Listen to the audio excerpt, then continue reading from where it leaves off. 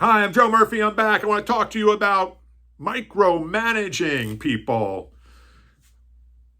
Yes, when you think about your worst managers, that's the first word that comes up whenever I ask people, what do you think about your worst boss? And they come back with, they were micromanaging and telling me what to do. Let me say this about micromanaging. I don't like the word. Never have. In fact, it's hurt me in some ways. I didn't want to be called a micromanager, so you might be like me, and you were hands off. Well, that's not a good thing to do. When you're hands off, you may have some people who are floundering and they need your help. But because you don't want to be called a micromanager, you're not rolling up your sleeves and going over to their person to see what kind of help they need, because fear sets in to be labeled a micromanager. I can point the fingers back at me. This was me. Even when I hired somebody, I had a propensity to not give them hands-on instruction, which they need. Okay? This is the issue that we get into. And it wasn't until I took a class called Situational Leadership, or SL2. This is Ken Blanchard's work. Okay, if you don't know Ken Blanchard, you don't know coaching and you don't know leadership, just for the record. He's written a number of books called but The 1 Minute Manager, Who Moved My Cheese, and some other great books, okay?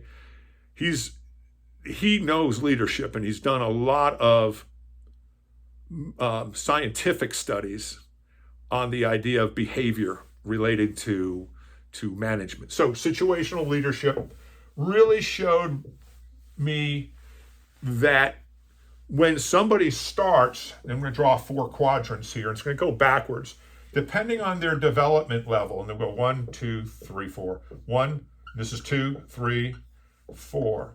And what happens is, if they're at a development level 1, they need to be here where they need direct supervision, direct management. Because when somebody's at a 1, they don't know what they're doing. And this is related to a task or a goal, by the way.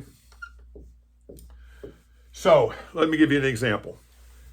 This person may be learning Microsoft Excel, and he or she's at a 1.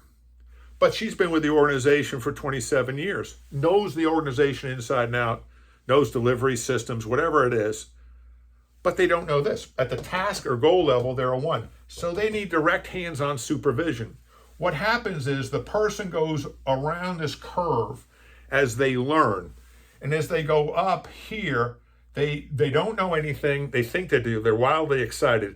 But then they get into the stage of what we call the need to be coached and supported because they have disillusionment.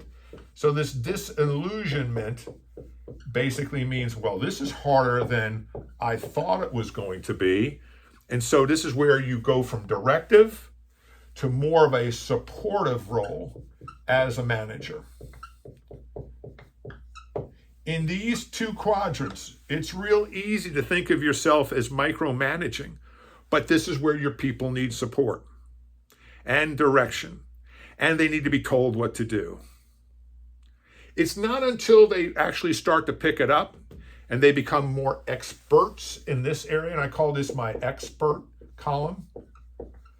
They're still unsure, but they have the knowledge to do the work. They know how to do it. But now they still need that support here. But when you get down here, this is the expert. This is the person who knows how to get it done. It's when we start directing and supporting the expert that we become micromanagers. Here is where they need the support and help to get up and around this curve to this area. Does this make sense? Does this describe anybody you know? Remember, it's goal or task specific. That's critical to understand. Now, I've just given you an overview of a 2 full day course, 8 hours. But this is just the beginning of the information that you would get out of SL2, Ken Blanchard's work, called Situational Leadership, a course that I'm certified to teach, by the way. And it's very expensive, as it should be. But if you can get people your manager to understand this is where they need the help on a specific task or goal to get to become an expert.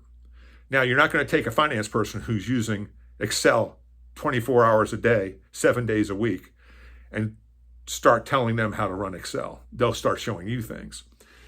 I like in this part, this is where we want to get all our employees to on a specific task or goal, into this area. So you can say, hey, John, I need for you, and they finish a sentence. You want me to do the Excel spreadsheets for the financials tonight so that you can get it done for the first thing for your report tomorrow? Yes, John, you know it's exactly what I need.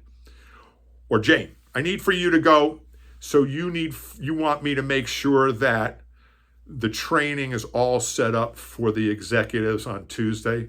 They can read your mind, basically. That's where you want to get to. I'm Joe Murphy, and I'm here for your success. This is one of the ways, by the way, to build a high-performing or a high-performance team, organization, and culture.